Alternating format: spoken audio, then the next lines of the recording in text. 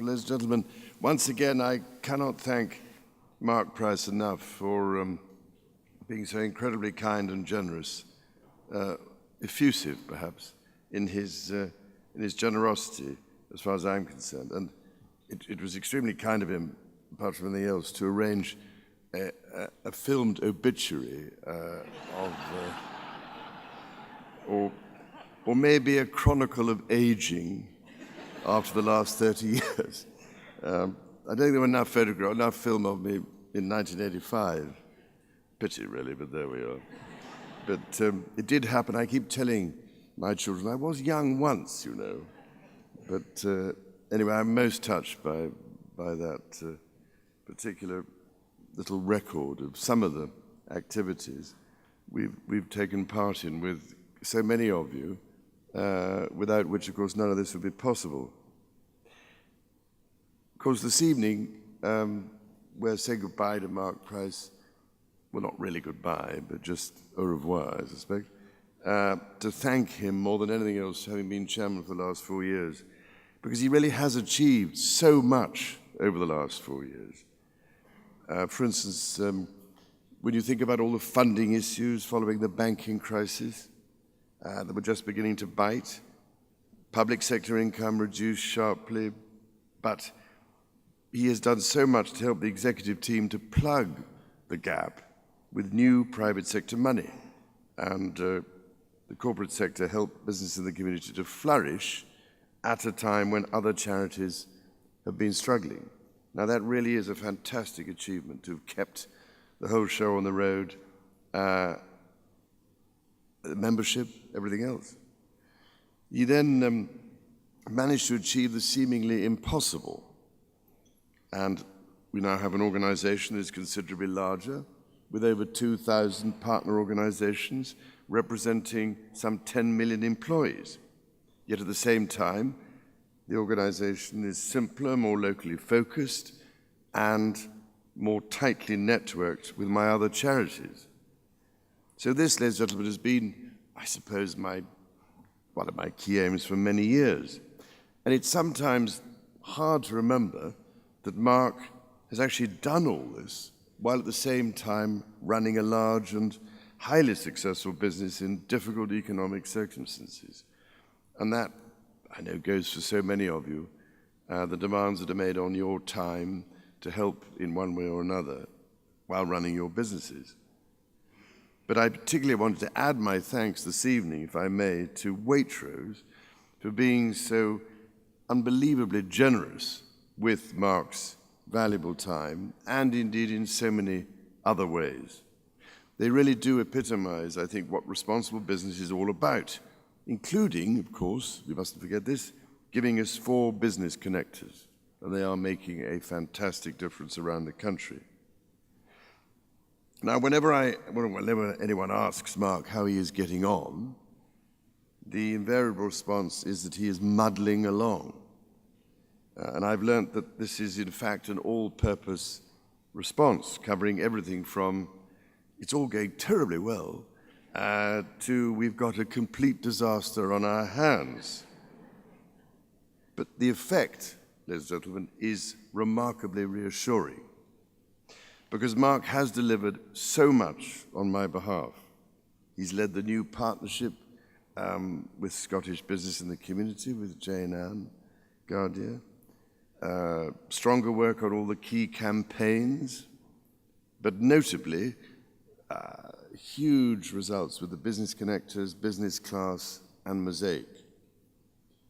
He's overseen the launch of Generation Talent to tackle youth unemployment and a unique partnership with Job Centre Plus. And when I was advised by just about everyone that setting up a countryside fund was completely impossible, Mark took up the challenge. In 5 years now, I'm proud to say, thanks to his help and many others, we have delivered £5 million, supporting 4,200 rural enterprises through 120 projects. And at the end of next month, Ascot Racecourse is putting on a special race day in aid of my fund. That's an advertisement, ladies and gentlemen. And finally, just this summer, he responded to yet another call to arms in supporting the Invictus legacy after my youngest son Harry's amazing activities and all his energy and commitment there, urging the board to respond to my request for stronger opportunities for ex-servicemen and women. And I think later after this, with Mark Boland's help, we're going to talk to some of my ambassadors about how this is going. So thank you, Mark, more than I can ever say, for all your support and all your truly remarkable achievements in those 4 years. Though I hate to think how many of those awful cigars you've consumed while working on my behalf.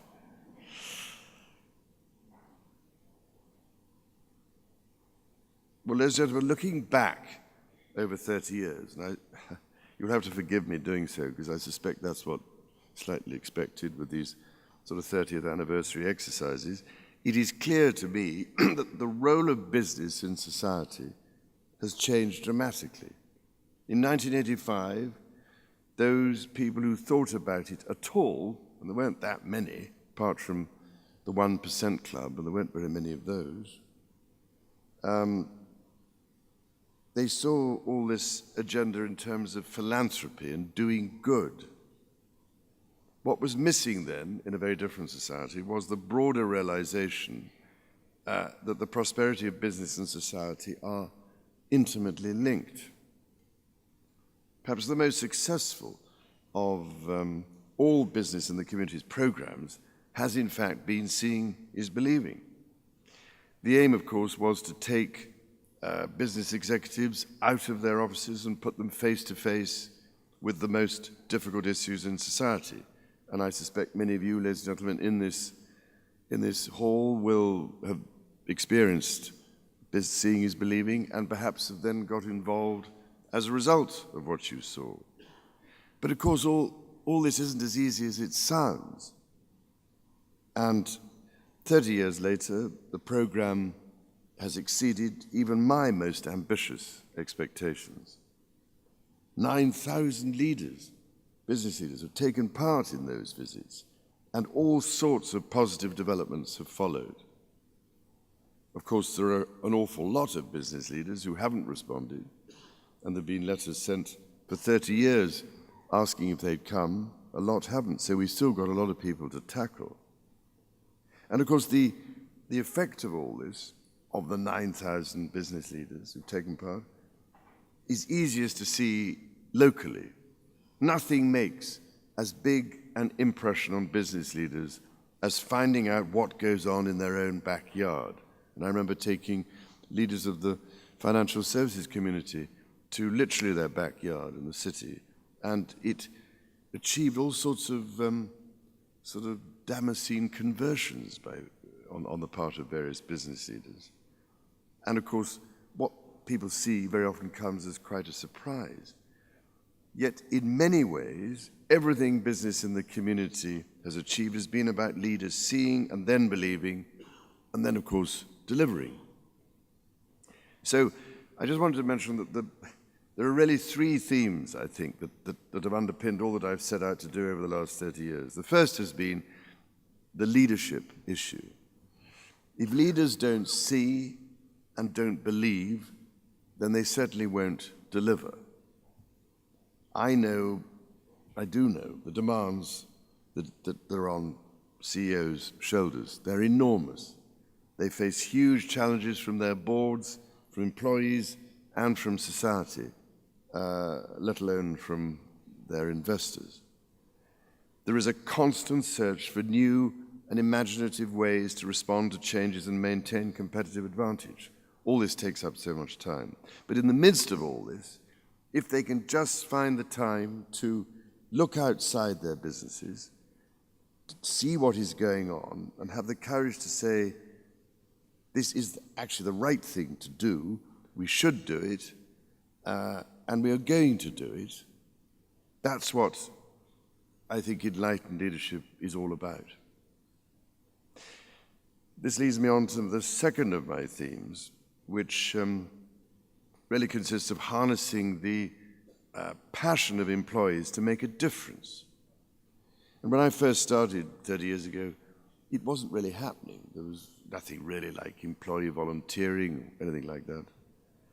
So we only knew of 3 businesses at that time supporting employee volunteering.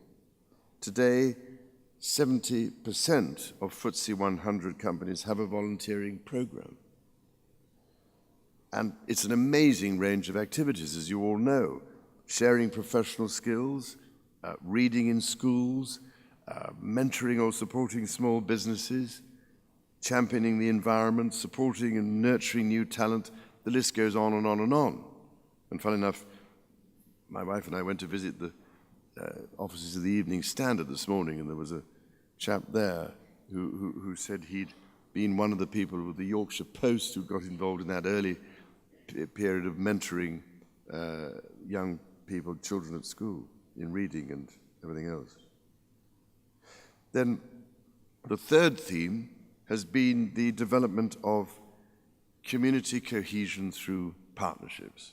And of course, partnerships is really what I've always felt business in the community is about, bringing the public, the private, NGO and community sectors together, where you can achieve so much more in that way. And if I may say so, I think our 140 business connectors are just one example of this, leveraging more than £17 million into deprived communities. 4 years ago, I visited Tata Steel in Teesside, and that was a period when the company was having to downsize a bit. There were parts of the facilities were empty, and it seemed to me that manufacturing companies like that could do more to engage young people, raising awareness of industry and job opportunities, using empty facilities to train perhaps people in the locality, young people and so on. I remember writing to the managing director, had to write twice. Anyway, the second time, the poor man gave in. And it led in the end to an experiment and a pilot scheme, which then ultimately became industrial cadets. And I'm very glad to say, ladies and gentlemen, that it has proved to be a great success, and is growing. More and more companies taking an interest in this. Coordinated by the education charity EDT, seed funding came from DCLG and advice from business in the community. And it's open, some of you know, to 11 to 19-year-olds, and 1,700 graduated last year from 35 participating companies. Big companies like Airbus and Jaguar Land Rover, and people, huge ones, all joining rapidly now. And I came across some of these first cadets from 2 or 3 years ago at the Science Museum when I was with Steve Holliday talking about engineering skills.